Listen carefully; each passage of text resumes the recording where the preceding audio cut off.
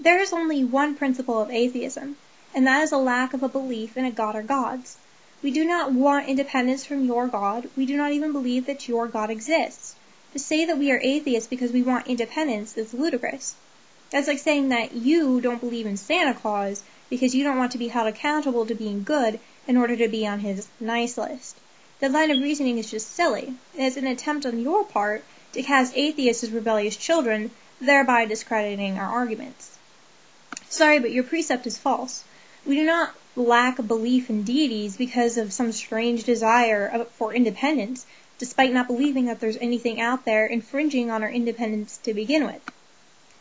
As for your second so-called principle, no. I don't know what you think worship is, but I do know that I'm not worshiping myself. Also, you say that all atheists live for themselves. Again, not necessarily true. For me personally, while my own desires factor into everything I do, how could they not, I always take into consideration everyone around me as well. Humans are a social species. If each human lived only for her or his self, then our society would cease to function. We do not simply do what we want to do, not if we want to be accepted by our society. So because we are a social species, all of us, including the godless atheists, do things with the society in mind, even if we aren't aware of it. Those who purposely go against society and culture for reasons other than changing it, people like sociopaths and psychopaths, are obviously not mentally stable. As a sort of side note, you mentioned that atheists don't feel obligated to do what your God tells them.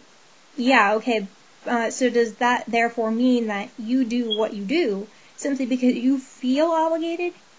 You don't donate to charities out of the kindness of your heart, but because your God has obligated you to do so? How is that moral? Okay, on to your third principle. As I was watching this video, I was just waiting for you to get to moral relativism, but you didn't disappoint. Anyway, you try to trivialize atheist logic by calling us hypocrites when we say that morality is created by the society to further the society. And yet, you don't even really argue against the point. At all. You don't put forth a case that explains why society cannot determine right from wrong, or why morality isn't subjective. You just say it bothers you, and then you move on to Christianity. And that's what bothers me. First, I hate it when Christians try to pass off the crappy Christians as not really Christian. Especially when those so-called crappy Christians aren't even all that crappy. Like, you're going to include someone who smokes weed in there? So, hypothetically, you could have a guy who smokes weed but loves his God and gives to the community and is just an all-around good person who puts God first in the same way you do. But according to you, he's not really Christian because he doesn't measure up to your standards of Christianity. And guess what? Another Christian could hypothetically point at you and say you're not really Christian because you dress like a wannabe gangster, and that sends the wrong message to the youth of America. Yeah. See how that works? Furthermore, you go on to say that by putting your God first, you're putting everyone else on the planet first. What? What good does this do for the people who suffer in our world? Is your God going to finally do something about their suffering because some kid in his cushy house with his computer and camera and so on is putting him first? That sounds like a very lazy way of putting others first. It's like helping them without really helping them. Brilliant. Now, your moral absolutism argument is laughable. Rape is wrong? Says who? Certainly not your God, that's for sure. In fact, the Bible doesn't really seem to have a problem with the rape, and it never even mentions pedophilia. So why are these things wrong if your God hasn't proclaimed them as wrong? Now, before you start throwing scripture at me about God's supposed commandments against raping, you should look at them more closely. A man who raped a woman who was betrothed or married was stoned. And a man who raped a woman who was neither betrothed or married was forced to marry the woman who he raped. This is because his crime was not rape, but in both cases, the stealing of another man's property. In the first case, the husband's, and in the second, the father's. For further proof of this, take a look at the story of Lot. A righteous man, keep in mind, according to the Bible, who offered up his daughters to be raped in exchange for the men. Now, where is he condemned for this? And obviously nowhere. Why? Because women back then weren't considered to be fully human. They were property, and therefore their consent was not the issue, but their father's consent. Socially, we consider rape wrong because it adversely affects our society, much like murder and stealing and lying, same as pedophilia, or even slavery. Our modern society has deemed this wrong, even though societies before us, including the Hebrew Society of the Bible, didn't really see a problem with it. But at this time, you do believe in moral relativism. Everyone does. We know that morals change depending upon the culture, the time period, and the context surrounding the situation. For example, lying is considered wrong, but what about those who hid Jews in their houses during World War II? They certainly lied about it. Were they wrong to lie to the Nazis? Well, obviously not. Take a look at the Old Testament again. There you'll find your God commands the deaths of homosexuals, disobedient children, witches, and those who work on the Sabbath, among others.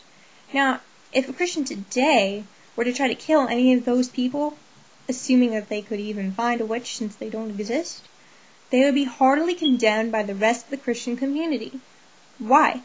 Your God commanded it. Now, some people will try to defend this by saying that he did so due to the culture of that time period. Okay, good. And do you know what that is? Moral relativism. No matter how you look at it, the morality in the Bible is quite different from the morality of Christians today, because our society has evolved. You even talk about this in your video, Aggressive Atheism, where you say that the Old Testament law is completely different from what we follow today. And you mentioned polygamy in the Old Testament. There's another example of moral relativism in the Bible. Polygamy was once accepted and then later considered morally wrong.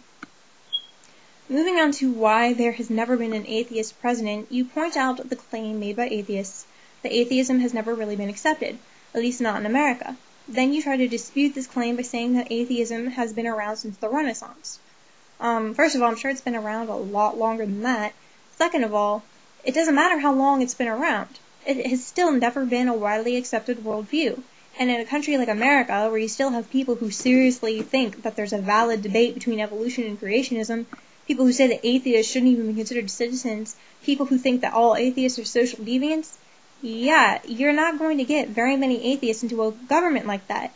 Not when those voting retain an irrational fear of a worldview they don't fully understand. Also, how does not believing in a god or gods make one narrow-minded? You don't believe in Zeus, correct? Is that due to your narrow-minded way of thinking? Or is it due to reason? My guess is the latter. I'm sure you're mostly reasonable. You don't believe in the Greek gods and goddesses, and you don't believe in unicorns. Though actually the Bible states that unicorns exist, so maybe you do believe in unicorns. I don't know. Also, not all of our presidents have been Christian. One example is Thomas Jefferson. Calling him a Christian would be ridiculous. He was a deist, as in, he did not believe in a personal God and he did not believe in miracles. So again, not a Christian. Not an atheist either, but his worldview was certainly closer to atheism than it was to Christianity.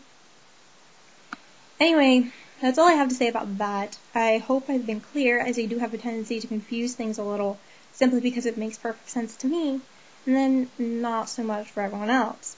So let me know if you have any questions or disputes. I'd be happy to hear them.